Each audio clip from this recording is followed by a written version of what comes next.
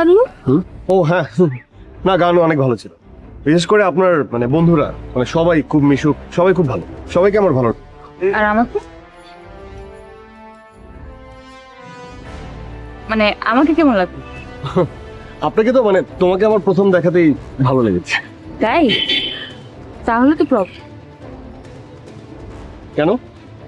মানে এত সহজে যদি কাউকে ভালো লেগে যায় তাহলে তো আপনার মায়ের প্রতি ভালোবাসাটা কমে যাবে না? না না, মানে মাইশের প্রতি আমার ভালোবাসা আর আপনার প্রতি মানে তোমার প্রতি ভালো লাগা দুটো তো এক না। আর তাছাড়া আমার আসলে এরকম কোনো যোগ্যতাই নেই যে আমি কারো মন জয় করতে পারবো। কে বললো আপনাকে? অবশ্যই আছে। তাহলে তো মাইশা এতদিনে। শুনুন, কোনো কিছু যদি সহজে পেয়ে যান তাহলে তার মূল্য থাকে না। আপনার ভালোবাসা মায়ের প্রতি অনেক গভীর, আপনি অবশ্যই সাকসেসফুল হবেন।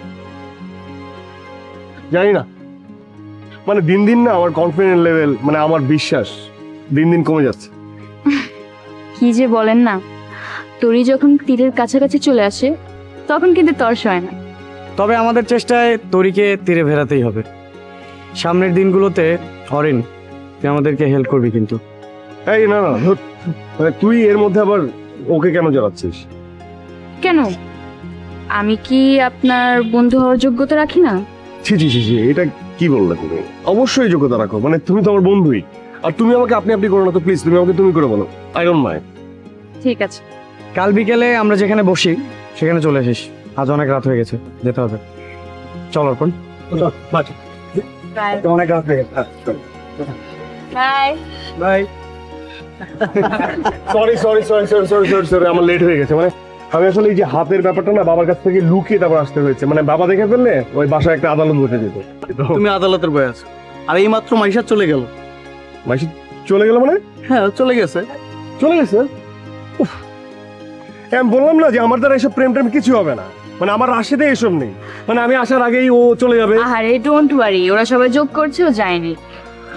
ওই যে চলে আসো।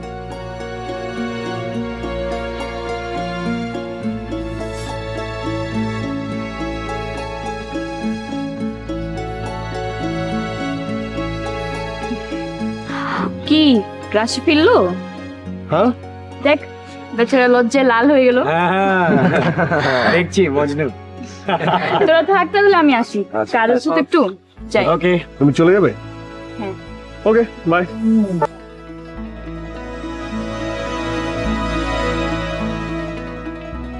দেখলি মামা, কাটা দিয়েই কাটা উঠে।